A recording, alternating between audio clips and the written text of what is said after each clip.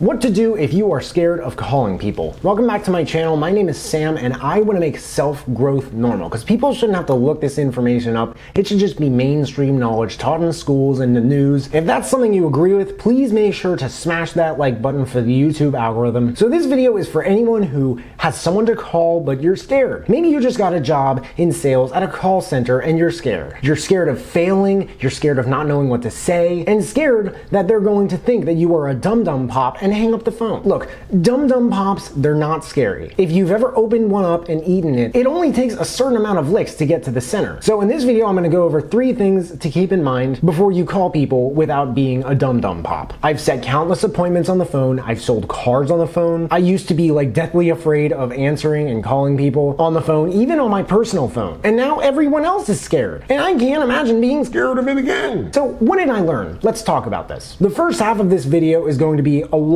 about the how, and the second half is going to be some mindset stuff for if you see the first half and you're like, Sam, how the hell am I supposed to do that? I am not Superman, and I do not have some sort of a driver's license that I can use to drive to Halloween Town and buy some sort of a Superman cape. Number 1. Figure out what you're going to say, but do not overplan it. Here's what I do, and I literally do this all the time. I do some variety of this when I call people. Sometimes I don't even do the first part. Say who's calling, and then say why you're reaching out. Hello, is this Jimothy?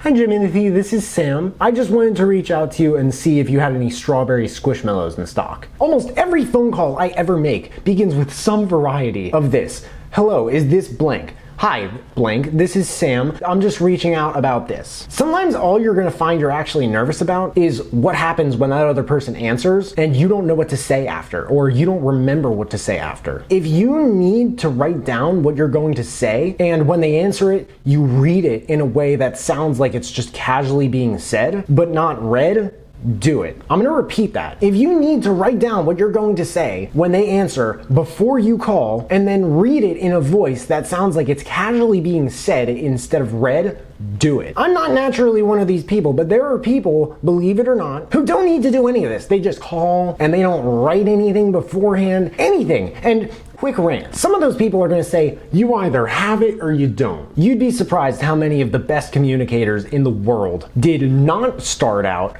as the best communicators in the world. There is a learning curve for every skill, and anyone who starts out decent is going to get better. If you either have it or you don't, let's say this is true, and you're one of those people who has it, you're never gonna get better at what you do. You're literally gonna stay the same. That's all. And that literally, that doesn't make any sense. So there, that's my little side note rant. As for people who this video does pertain to, you just gotta practice. Practice saying who's calling and saying why you're reaching out. Most of the time, if you're calling a company about something, you don't even have to introduce yourself. You can just start by asking a question. Hello, do you have any strawberry squishmallows? Okay, what if they say no? What if they say no? Oh my gosh, I don't know what to do.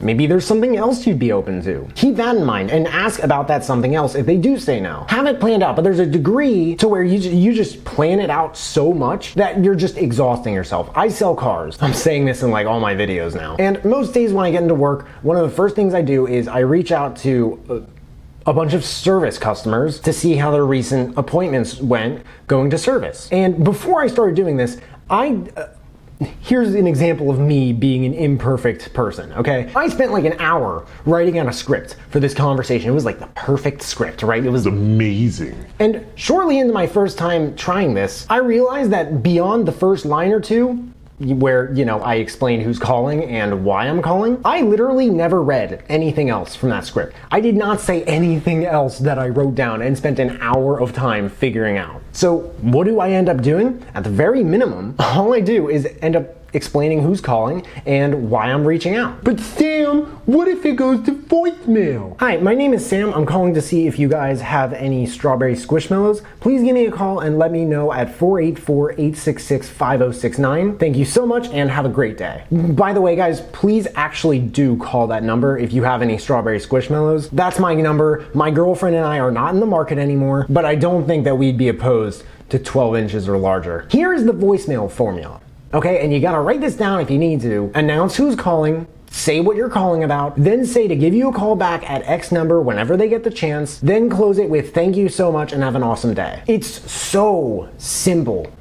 Keep it simple, stupid. Kiss. Number 2, there is a person on the other line. I was taught how to do all this, definitely in a different way, by a guy who told me that, and he did not say exactly this at all. Basically, sometimes if you're scared of messing up a call or stumbling over your words and coming across as a stupid mess, which by the way, I completely understand. I think it's a very human thing to be scared or nervous or worried about. It really helps to recognize that there is a human on the other line, just like yourself.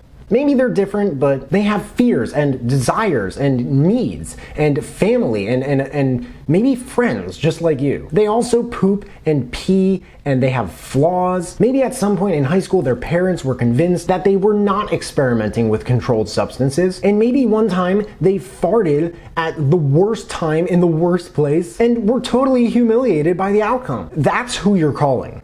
Does that make you nervous? Okay, no one, like the guy who taught me this, he did not explain it like this. He did not tell me this, but I realized it when I was thinking about whatever he did tell me. Number 3, the 5-second rule. If you are scared to call someone, use the 5-second rule. The 5-second rule is coined by probably a bunch of people, but it was popularized by a self-help speaker named Mel Robbins. The main idea, if you're scared of calling someone, count from 5 to 1 and then just call them. Are you scared to call them still?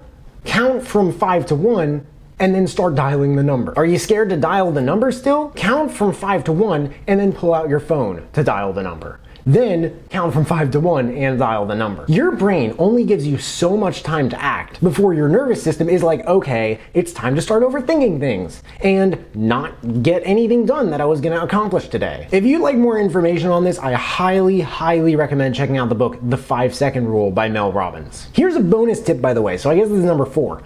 Don't talk to people on the phone without a smile on your face. Just try this. Say what you're gonna say with a smile on your face. They will hear your smile. People are way more likely to be happy to hear from you without ever having spoken to you before. Why? Because you sound very happy to be speaking with them, and that enthusiasm is super contagious. Even over the phone. Yeah, it's kind of unbelievable, but I know I say this a billion times in all my videos. Just try this. I swear you will be surprised. As far as if you feel like a dumdum pop because someone hung up on you or they were really mean to you and then they hung up, I did upload a video not too long ago about how to not take things personally. I feel like this video was a lot more just straightforward and a little silly in some ways. That video is a lot more compassionate and coachy and empathetic than most of my other ones. But if you did like this video, or if you didn't find this one too helpful, and you need a little bit more ideas on the mindset side of things, you might like that one too. I'll drop a link to that in the description. What to do if you are scared of calling people. I'm gonna make sure I drop a link to all the books and whatnot that I recommended in the description so you could check those out and read the reviews. If you guys buy anything through those links, then I get commission, which helps me build this channel and keep making these videos. If there are similar topics that you guys want me to go over in other videos,